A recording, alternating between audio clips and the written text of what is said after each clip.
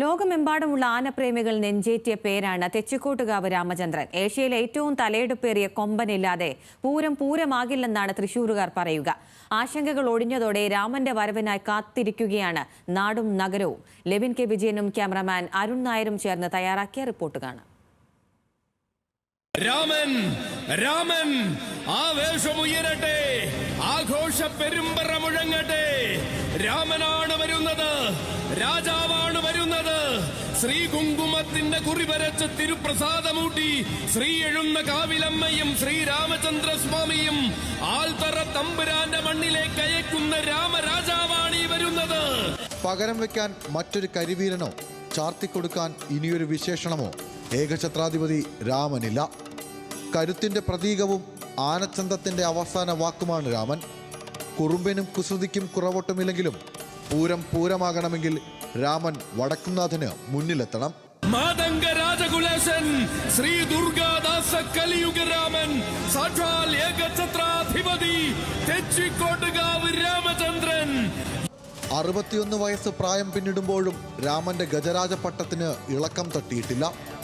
എത്ര വലിയ തുക ഏക്കത്തുക നൽകിയും ആനയെ കൂടെ കൂട്ടാൻ ആളുകൾ മത്സരിക്കുന്നു. 1984 ആസാമിൽ നിന്നും കേരളത്തിലെത്തിയ മോട്ടി പ്രസാദ് എന്ന ആന രാമചന്ദ്രനായി മാറുന്നത് തെച്ചിക്കോട്ടുകാവിലമ്മയ്ക്ക് മുന്നിൽ നടക്കിരുത്തിയപ്പോഴാണ്. പൂരപ്പറമ്പുകളെ അടക്കി വാണ് വളർന്നു വലുതായ രാമചന്ദ്രനെ നിലയ്ക്ക് നിർത്താനും മറ്റൊരു രാമൻ തന്നെ വേണം. രാമനായിട്ടാണ് അവിടെ നട തുറക്കൽ പ്രധാനമാക്കിയത്. കാരണം വെച്ച് കഴിഞ്ഞാൽ 3 ദിവസത്തെ ഒരു ഉത്സവമാക്കി മാറ്റിയത്. ആദ്യകാലത്തൊക്കെ ആനകൾ വന്നായിരുന്നു, നട തുറന്നായിരുന്നു.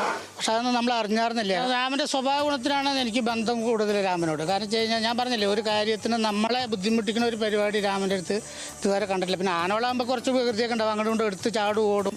അതിനൊക്കെ തരണം ചെയ്ത് പോകാൻ നമ്മൾ അതിനെ പിടിച്ച് നിർത്താനും അതിലെ മറ്റുള്ള കാര്യങ്ങൾ കൊണ്ടും അത് സൂക്ഷിച്ച് കൈകാര്യങ്ങൾ ചെയ്ത് കൊണ്ടുപോകണം വെച്ച് കഴിഞ്ഞാൽ രാമനെ കൊണ്ടൊരു കുഴപ്പമില്ല. അതാണ് രാമനോട് ഏറ്റവും കൂടുതൽ ഇഷ്ടം. കാരണം നമുക്ക് ഒരു കാര്യത്തിനും ഒരു ബുദ്ധിമുട്ടുമില്ല. ആകാരവടിവിനോ അഴകളവുകൾക്കോ രാമചന്ദ്രന് പകരം വയ്ക്കാൻ മറ്റൊരാനയും ഇന്ന് ഇന്ത്യയിലില്ലെന്നാണ് ആരാധകർ പറയുന്നത്. എഴുന്നള്ളത്തിന് തിടമ്പേറ്റിയാൽ താഴെ ഇറക്കും വരെ രാമചന്ദ്രൻ തല ഉയർത്തിപ്പിടിച്ചിരിക്കുമെന്നതാണ് പ്രത്യേകത. ചില ഓൺലൈൻ മീഡിയകളൊക്കെ തന്നെ ഈ 13 പേര്, ആ 13 പറഞ്ഞ നമ്പറിൽ തന്നെ രസമുണ്ട്. കാരണം ആ നമ്പർ തന്നെ, ആ 13ൻ്റെ പ്രത്യേകത തന്നെ അറിയാമല്ലോ നമുക്ക്. നമ്മുടെ ന്യൂമറിക്കിൽ 13 പ്രത്യേകത തന്നെ അറിയാം.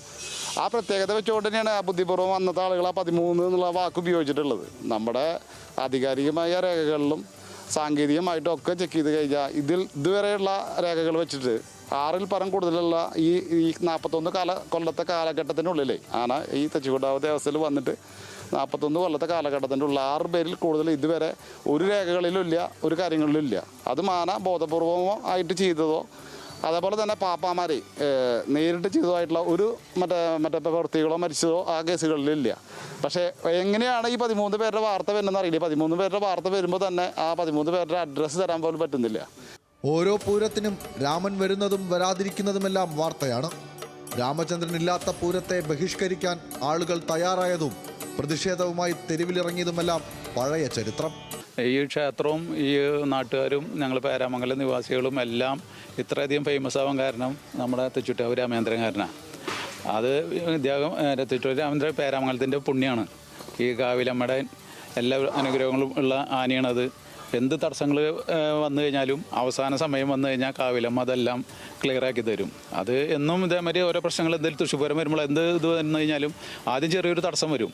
അത് വന്നു കഴിഞ്ഞാൽ അവസാനം എല്ലാം നമ്മുടെ കാവിലമ്മനെ എല്ലാം ക്ലിയറാക്കി പൂർവാധികം ഭംഗിയാക്കി രാമനെ വളരെയധികം പ്രശസ്തിയിലേക്ക് ഉയർത്തിക്കൊണ്ടിരിക്കുന്നു. 5 വർഷത്തോളം നെയ്തലക്കാവിലമ്മയുടെ തിടമ്പേറ്റി തെക്കേ നട തുറന്നെത്തി പൂര വിളംബരം നടത്തിയിരുന്നു രാമൻ. കുറച്ചധികം കാലമായി ഘടകക്ഷേത്രങ്ങളുടെ തിടമ്പേറ്റാനാണ് നിയോഗം. വിവാദങ്ങൾക്കും ആശങ്കകൾക്കും ഒടുവിൽ പതിവ് തെറ്റിക്കാതെ ഇത്തവണയും രാമചന്ദ്രൻ എത്തും. രാമരഥമേറിയെത്തുന്ന ആ വരവുറപ്പായതോടെ ലോകമെമ്പാടുമുള്ള ആരാധകർ ആർപ്പുവിളികളോടെ കാത്തിരിക്കുകയാണ് പൂര ദിവസത്തിനായി. രാമൻ പൂരത്തിനെത്തുമോ എന്നതായിരുന്നു ഇതുവരെയുള്ള ആശങ്ക. ദിവസങ്ങൾക്ക് മുൻപ് അതിനുത്തരമായി. മറ്റന്നാൾ അവൻ ചെമ്പൂക്കാവിലെത്തും. ഭഗവതിയുടെ തിടമ്പേറ്റി എഴുന്നള്ളും. അപ്പോൾ ഇനി രാമനെ നേരിട്ട് കാണണമെങ്കിൽ എല്ലാവരും തൃശ്ശൂർക്ക് പോന്നോളിൻ. ഒപ്പം അടിപൊളിയൊരു അടാർ പൂരം കൂടി തിരിച്ചു പോകാം. ക്യാമറമാൻ അരുൺ നായർക്കൊപ്പം ലെവിൻ കെ വിജയൻ, ന്യൂസ് മലയാളം, തൃശ്ശൂർ.